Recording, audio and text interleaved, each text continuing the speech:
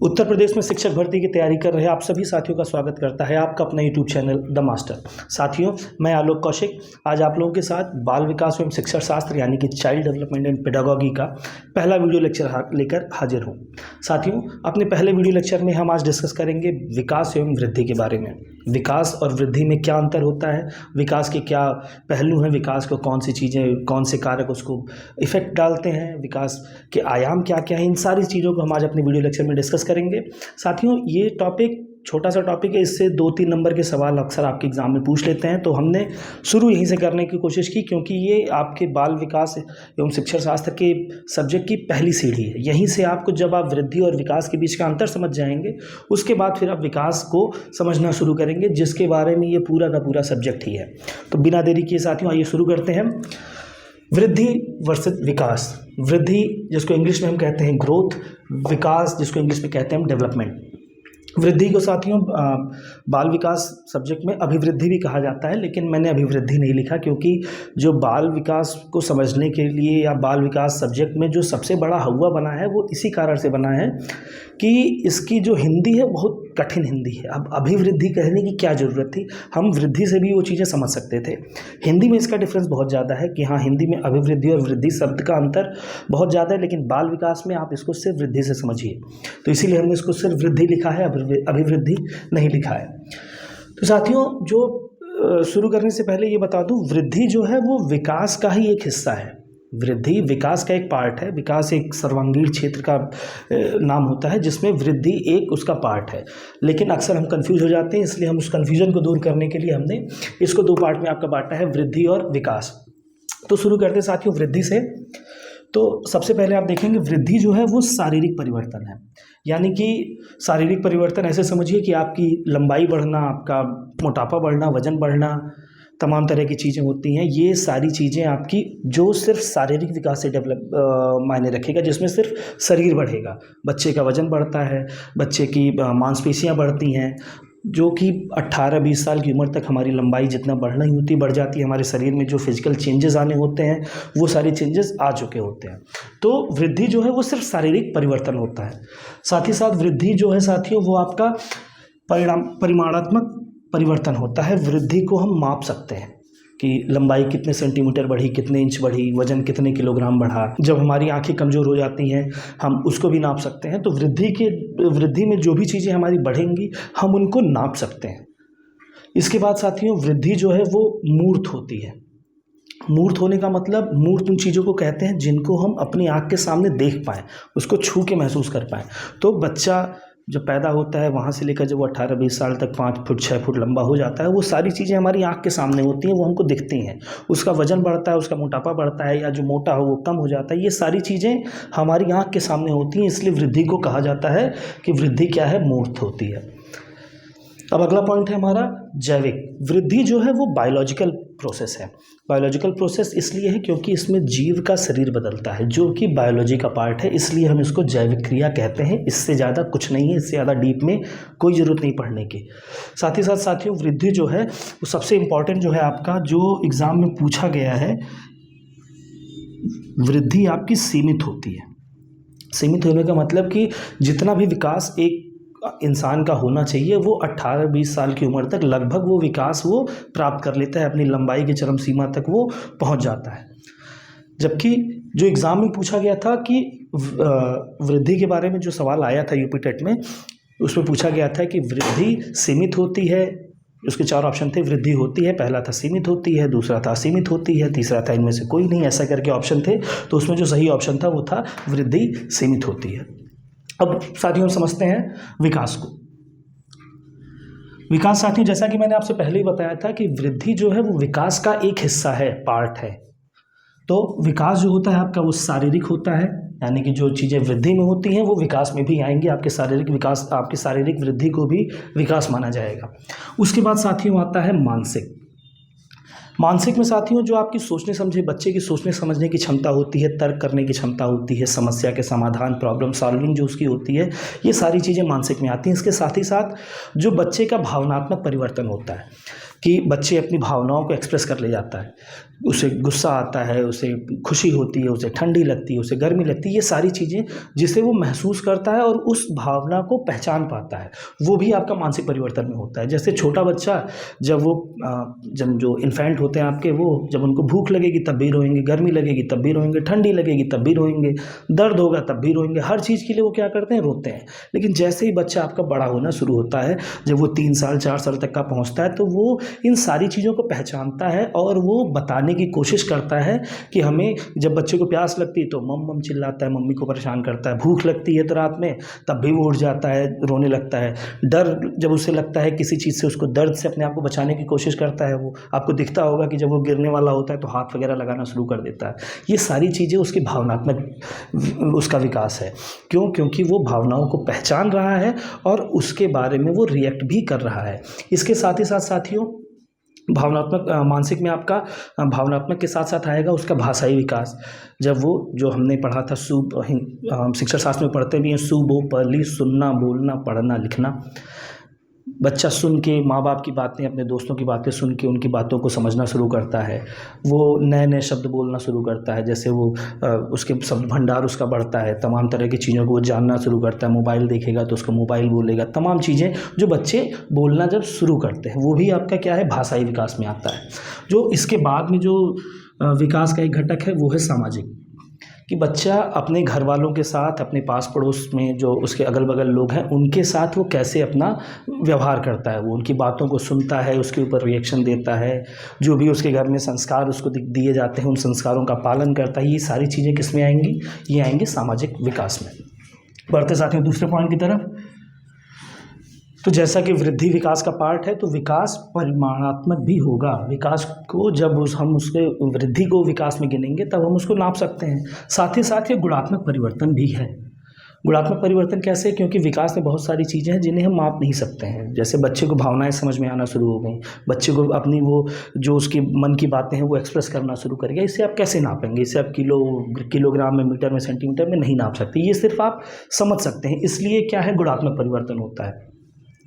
साथ ही साथ जो आपका विकास है वो मूर्त और अमूर्त दोनों होता है। मूर्त तब होगा जब हम उसकी शारीरिक वृद्धि की बात करेंगे, और अमूर्त वो चीज़ें होती हैं जो हमें दिखती नहीं हैं, जिन्हें हम सिर्फ महसूस कर सकते हैं। उन्हें ना छू सकते हैं, ना पकड़ सकते हैं, उन्हें सिर्फ हम महसूस कर सकते हैं। जैसा कि जो मानसिक परिवर्तन या सामाजिक परिवर्तन में होगा कि बच्चा जब बड़ा होता है, तो अभी जब छोटा बच्चा है तो किसी के सामने कुछ भी बोल जाता है, लेकिन जैसे जैसे वो बड़ा होगा वो उसको ये बातें समझ में आएंगी कि बड़ों के सामने कैसे बोलना है, किसको आप बोलना है, किसको तुम बोलना है। ये सारी चीज़ें वो स्वयं तय कर लेता है, खुद से तय कर लेता है। तो ये क्यों होता है? ये होता है उसके विकास के अमूर्त होने की निशानी होती है। इसके बाद साथियों, विकास जो है आपका वो जैविक और मनोसामाजिक क्रिया है। जैविक क्रिया क्योंकि वृद्धि विकास का पार्ट है, इसलिए जैविक क्रिया भी होगी।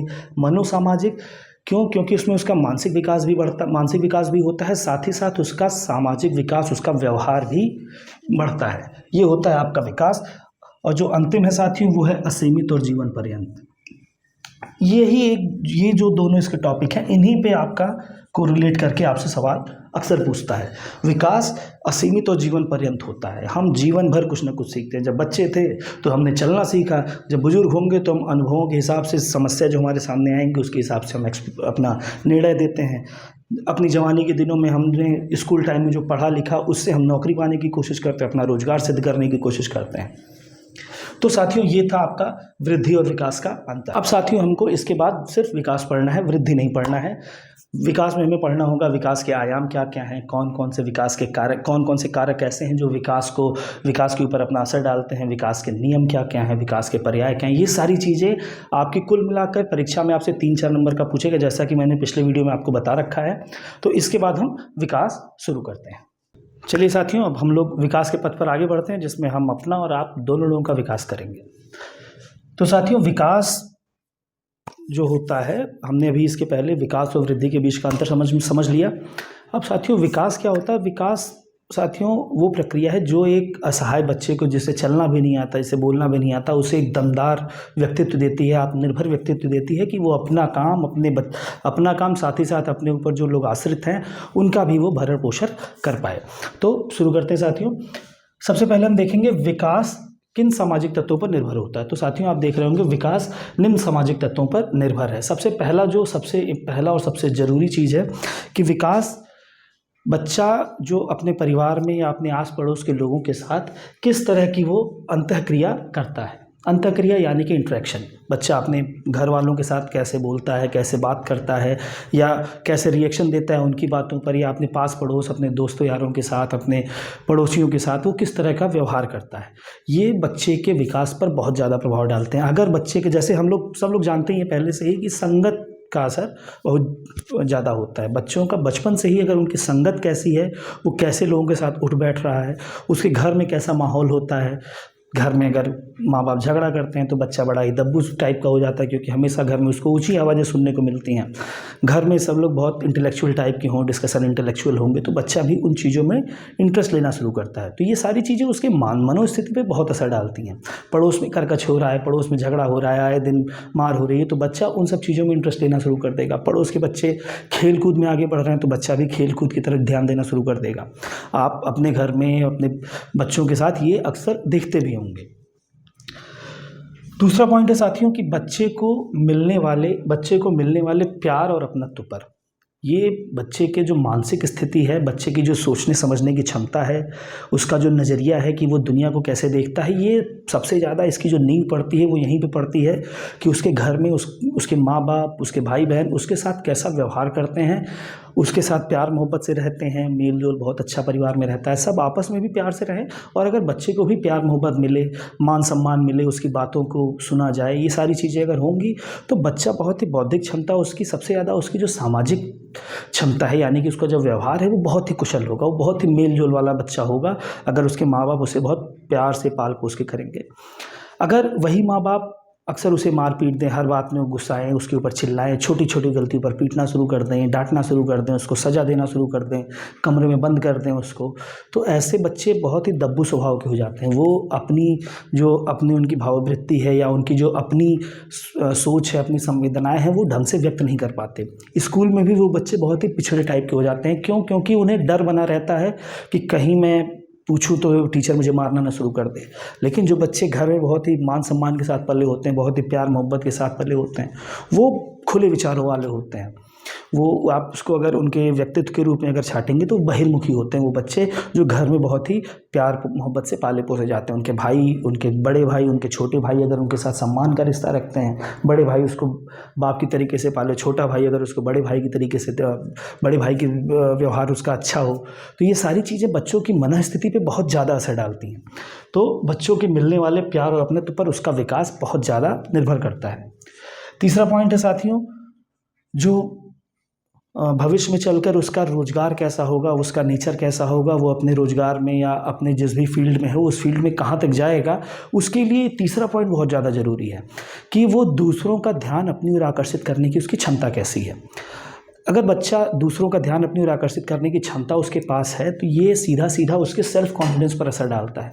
अगर वो जो बोल रहा है, वो जो समझाना चाह रहा है, अपनी बातों को दूसरों तक बढ़िया ढंग से पहुंचा ले जा रहा है, लोग उसकी बातों को सुनना शुरू कर देते हैं, तो इससे उसका जो सेल्फ कॉन्फिडेंस है बहुत ज़्यादा बूस्टअप हो जाता है। अगर बच्चा इसमें फेल हो रहा है, वो अपनी बातों को ढंग से नहीं कह पा रहा है, अगर ये जो पहले दोनों पॉइंट थे, अगर इसमें उसके साथ नेगेटिव इंटरेक्शन हो रहा है या उसके साथ गुस्सैल व्यवहार उसके साथ घर पे हो रहा है, तो वो इसमें भी पिछड़ जाएगा।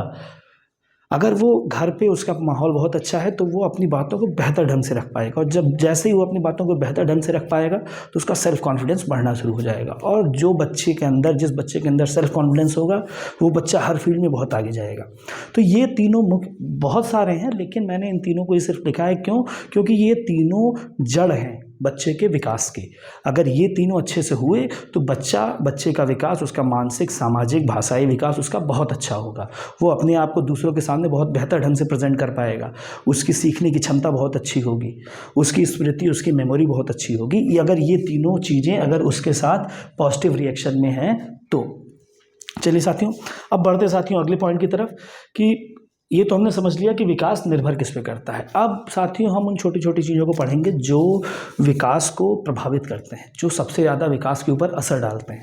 इसमें भी बहुत सारी चीज़ें हैं जो बच्चे के विकास को प्रभावित करेंगी, लेकिन हमने सिर्फ गिने चुने चीज़ों को लिखा है ताकि आपको एग्ज़ाम में सिर्फ एक डायरेक्शन आपको मिल जाए कि हाँ यही 4-5 पॉइंट हमें पढ़ने हैं, इसी में से आएगा भी, इससे ज़्यादा आपसे पूछेगा भी नहीं। तो विकास को प्रभावित करने वाले महत्वपूर्ण तत्व मैंने पहले ही बताया बहुत सारे होते हैं, लेकिन हमने सिर्फ इंपॉर्टेंट छाट के लिखा है जो कभी न कभी यूपी टेट में या बिहार टेट में या हरियाणा टेट में सी टेट में पूछे गए हैं। सिर्फ उन्हीं पॉइंटों को हमने लिखा है, बाकी किसी को नहीं लिखा है। सबसे पहला पौष्टिक भोजन।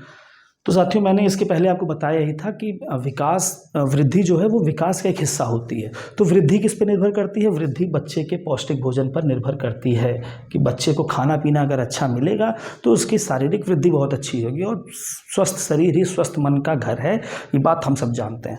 तो पौष्टिक भोजन भी विकास को प्रभावित करेगा और महत्वपूर्ण ढंग से करेगा। दूसरा आता है संस्कृति। ये बच्चे के सामाजिक विकास के लिए बहुत ज़रूरी होता है। घर का कल्चर कैसा है, उनकी जो रीति रिवाज हैं या उनके चीज़ों को व्यक्त करने के, चीज़ों को समझने के, घर का जो कल्चर है, बात कैसे करते हैं, ऊंची आवाज़ में बात होती है, नीची आवाज़ में बात होती है, झगड़ा होता है कि बातों को बातचीत से सुलझाया जाता है, ये सारे जो कल्चर उसके होंगे। साथ ही साथ जो कल्चर का लिटरल मीनिंग है वो भी कि हमारी बच्चे के परिवार की, आस पड़ोस की संस्कृति कैसी है, इस पर भी बच्चे का विकास बहुत ज़्यादा निर्भर करता है। उसके बाद साथियों परिवार में स्थान साथियों हमने इसके पहले डिस्कस भी किया था। इसी पॉइंट का ये एक्सटेंशन है कि परिवार में बच्चे का स्थान कैसा है। जैसे हम सब ने अक्सर देखा होगा, क्योंकि जो परिवार का सबसे बड़ा बच्चा होता है बहुत गंभीर, बहुत ही सुदृढ़ बच्चा होता है। क्यों? क्योंकि जब वो बड़ा बच्चा होता है उसकी वजह से माँ बाप जो होते हैं वो उस बच्चे को अपने हर डिसीजन में उस बच्चे का स्थान रहता है, उस बच्चे से डिस्कस करते हैं। टीवी कैसा लेना है, फ्रिज कैसा लेना है, कमरा कहाँ बनेगा, सेकंड फ्लोर पे क्या क्या होगा, इन सारी चीज़ों में बड़े बेटे का स्थान होता है। जो घर का बड़ा बेटा है, बड़ी बेटी जो भी है, उसका स्थान इन सारी चीज़ों में होता है कि वो डिस्कस करते हैं उससे। इससे उस बच्चे का विकास, उसके अंदर जिम्मेदारी का जो स्वभाव आता है वो बहुत ज़्यादा हो जाता है। ये जिम्मेदारी का भाव उसको आगे चल के उसके विकास में बहुत मदद करता है। तो परिवार में स्थान भी विकास को पॉजिटिव रूप से इफेक्ट डालता है। उसके बाद साथियों जो विकास की सबसे बड़ी सीढ़ी है वो है बुद्धि पे निर्भर करेगा कि बच्चे का विकास कैसा होगा। अगर उसकी बुद्धि अच्छी है, IQ लेवल उसका अच्छा है, तो बच्चे का विकास बहुत अच्छा होगा। वो जो भी उसकी फील्ड होगी आगे चल के उसके रोजगार की, उस फील्ड में बहुत तरक्की करेगा। अगर उसकी बुद्धि कम है, अगर बच्चा कुपोषित है, तो निश्चित रूप से उसकी बुद्धि भी कम होना शुरू हो जाएगी। और बुद्धि कम होगी तो उसे चीज़ों को सीखने की उसकी क्षमता कम हो जाएगी, उसका स्मृति स्तर कम हो जाएगा, उसकी फीलिंग्स डिटोरिएट होना शुरू हो जाएंगी। तो बुद्धि का भी बहुत महत्वपूर्ण स्थान है विकास के चरण में।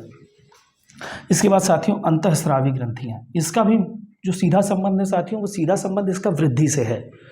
ये अगर अंतःस्रावी ग्रंथियाँ उसकी, जैसे कि हमारी लार ग्रंथि हुई या तमाम चीज़ें हुई, ये सारी ग्रंथियाँ अगर ये इफेक्टिवली काम कर रही हैं तो उसका शारीरिक विकास बहुत अच्छा होगा। इसके बाद साथियों ये 2 पॉइंट, ये आपके यही दोनों मेन हैं। इन्हीं दोनों से सारे सवाल दुनिया भर के पूछे जाते हैं। बाल विकास में जो भी सवाल आएगा या तो वो बाल विकास के सिद्धांत से आता है, अगर सवाल ढंग का है तो बाल विकास के सिद्धांतों से आएगा, या फिर वृद्धि सीमित है, विकास असीमित है, इन सब पॉइंट से। नहीं तो जो ज़्यादातर सवाल पूछे गए हैं आज तक वो वंशानुक्रम और वातावरण से हैं। एक लाइन का सवाल, इफेक्टिवली फैक्चुअल क्वेश्चन आते हैं आपके। इसको हम बहुत डिटेल में पढ़ेंगे। अभी के लिए बस इतना जानिए कि वंशानुक्रम यानी कि जो बच्चों को हेरिडिटी, जो बच्चों को माँ बाप से, अपने माँ बाप के जीन के थ्रू बच्चों के अंदर जो जानकारियाँ आती हैं, जो उसकी समझ आती है, वो विकास से बहुत ज़्यादा इफेक्ट करेगी। अगर माँ बाप बहुत होशियार हैं, अगर वही उनकी होशियारी वाला जीन, उनके IQ वाला जीन अगर बच्चों में आ गया तो बच्चे की भी IQ बढ़ जाएगी, और बच्चे की IQ बढ़ जाएगी तो बच्चे का विकास बहुत अच्छा होगा। इसको हम आगे और डिस्कस करेंगे। अगला है वातावरण यानी कि एनवायरनमेंट। ये भी हमने अभी साथियों आपके साथ डिस्कस किया था अन्य लोगों के साथ अंतःक्रिया पर। ये भी आपका वातावरण से संबंधित है। जो पहला पॉइंट हमने डिस्कस किया वातावरण, यानी कि वातावरण को आप ऐसे समझिए कि जो बच्चे के चारों तरफ जो भी मूर्त अमूर्त सारी चीज़ें हैं, वो सारी चीज़ें बच्चों के ऊपर जो भी इफेक्ट डालेंगी वो उसके विकास के ऊपर भी इफेक्ट डालेगी। अगर बच्चे का वातावरण अच्छा है, अगर जो अक्सर आप लोग देखते होंगे कि माँ बाप कोशिश क्या करते हैं, जो गांव में जो लोग गांव में रहते हैं उनके माँ बाप कोशिश करते हैं कि जल्दी से जल्दी हम अपने बच्चों को जाके शहर में पढ़ाएं। क्यों? ऐसा नहीं कि गांव में स्कूल नहीं है, गांव में होशियार लोग नहीं हैं। इस शहर के स्कूलों में या शहरी जगहों में वहाँ बच्चों को माहौल अच्छा मिलता है, चार लोग वो पढ़ते हुए देखेगा तो बच्चे का भी मन पढ़ने का करेगा। गाँव में क्या होता है कि कुछ लोग वहाँ पर भाई शिक्षा का स्तर पिछड़ा हुआ है। हम सबको पता है कि लोग वहाँ पे स्कूल जाने का मन ही नहीं करता बच्चों का। वो दिन भर जो एक तो गरीबी अक्सर होती है गाँवों में, गरीबी के कारण क्या होता है कि बच्चे दिन भर काम में लगे रहते हैं, खेती के काम में, कुछ बच्चे दुकान पे काम करना शुरू करते हैं। जैसे बच्चा 15 साल 16 साल का होता है, कमाने दिल्ली लुधियाना चला जाता है, तो वहाँ बच्चों का पढ़ाई का माहौल नहीं मिलता है। इसीलिए लोग शहर में आने की कोशिश करते हैं कि हम जल्दी से शहर में चलें ताकि अपने बच्चों को अच्छे स्कूल में पढ़ाएं। उसके पीछे जो उनका सबकॉन्शियस डिसीजन वो इसलिए होता है कि वहाँ बच्चों को माहौल अच्छा मिलता है, लोग ढंग से बातचीत करते हैं, पहनावा लोगों का अच्छा होता है, सुविधाएं बेहतर होती हैं, अगल बगल का माहौल बहुत अच्छा होता है। ये सारी चीज़ें बच्चों के विकास पर बहुत ज़्यादा इफ़ेक्ट डालती हैं। तो साथियों, आज के वीडियो लेक्चर में हम बस इतना ही डिस्कस करेंगे। अगले लेक्चर में हम आपके साथ डिस्कस करेंगे विकास के आयाम, विकास के सिद्धांतों के बारे में। ये जो आज मैंने जो आपको पढ़ाया, इससे 1 या 2 क्वेश्चन आपके आ सकते हैं। यूपी टेट में आए भी हुए हैं, बिहार टेट में भी आए हुए हैं। जो आपका वृद्धि और विकास के सीमित और असीमित होने पर आया था, वंशानुक्रम और वातावरण पर आया था, ये सारे क्वेश्चन पूछे गए हैं। तो आज की वीडियो लेक्चर में इतना ही। उम्मीद है आपको हमारा वीडियो लेक्चर पसंद आया होगा। अगले लेक्चर में हम और आप डिस्कस करेंगे विकास के आयामों को और विकास के सिद्धांतों को। तब तक के लिए नमस्कार। आप सभी का दिन बहुत शुभ हो।